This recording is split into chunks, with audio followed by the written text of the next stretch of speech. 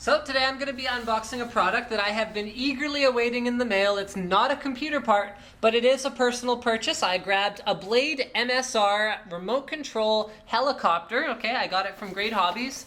I've actually shopped there a few times. It's been overall a good experience. Their website's decent. You know, the shipping times are pretty fast, so it's pretty good. Okay, so it doesn't say a whole lot about this on the box, but what it does say is that it's perfect for anyone who has flown a Blade CX3 or MCX. It's 100% factory assembled, assembled, test flown, and ready to fly. It has a unique rotor head design to provide nimble response plus positive stability. That's one of the ones that I was after because I'm not a great heli pilot, but I have spent a lot of time in the sim, so I'm looking for something that I can grow into. And from what I've heard about this heli, it's okay for beginners, but there's a lot of room to grow into it, so that's pretty cool. It does require a 4-channel, 2.4 gigahertz DSM2 transmitter, which is sold separately, and it includes a 4-port charger.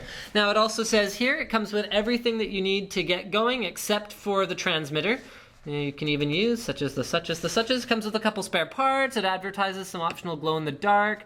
It weighs in at under 1 ounce, which is pretty cool. Okay, anyway, let's get this thing opened up. I'm gonna point the camera sort of more at the couch here, and we can get this box open. Just kind of, there we go.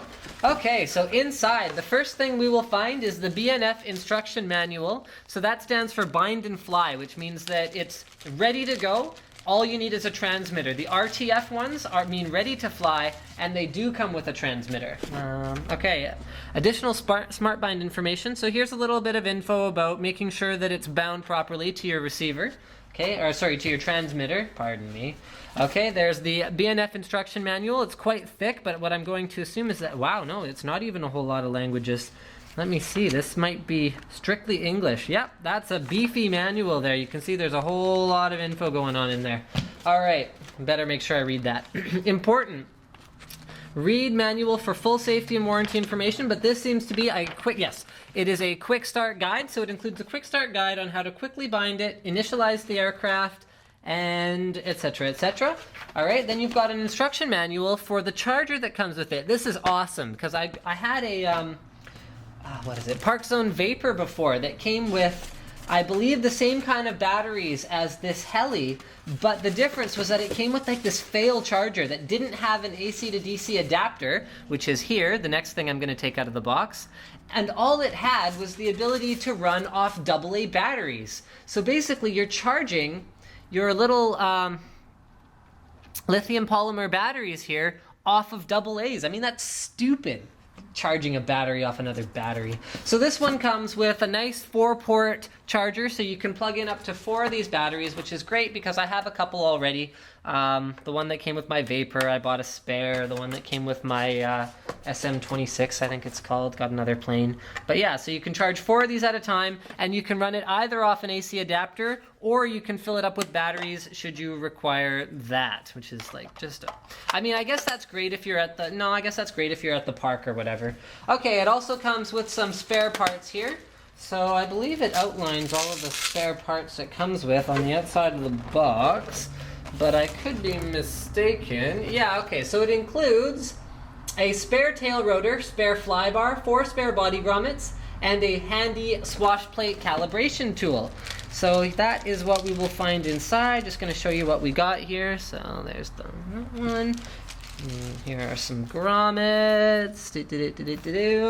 And then we've got, oh wow, these are really small parts. Better be careful with this. There's your spare tail rotor.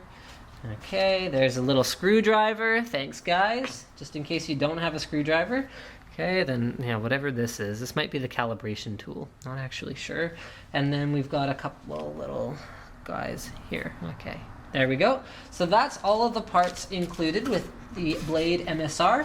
And then the last thing, of course, is the heli itself. As I said before, it weighs in at less than 1 ounce, and the overall length, I think they also list that on here, is 7.9 inches or 20 centimeters. So it's a 20 centimeter long heli. You can see the, okay, so let's start with the rotor, the main rotor up at the top. So it's going to spin this way, and you can see that the way it's designed, these actually move a little bit. One of the demo videos I saw of this particular heli actually showed them crashing it into a door and then picking it up, putting it back on the floor, and flying it again. So the way they're advertising this is that it's supposed to be quite durable, and actually the guy at the hobby store, Great Hobbies, said that probably I'm more likely to break things like the tail rotor and less likely to break the main rotor. Okay, so you can see down here, you've got all of the sensitive electronics inside the helicopter there. Try and get you a good look at all of that. Okay, and then here's a look from the other side. I wish I could fly this thing for you, but I'm like not wanting to necessarily bust it up, and I'm just in a basement here with like an 8-foot ceiling, so yeah, like I said, I'm not a great heli pilot by any stretch of the imagination. Down at the bottom here, you can see there's a little housing for the battery to fit into, and I wish I knew more about this thing, but I did not as much research as I probably should have. Anyway, thank you for checking out my unboxing of the Blade MSR. Oh yeah, here's the transmitter I'm going to be using for it, my trusty DX7, and I hope to get back to you guys with something that isn't a horror crash story shortly.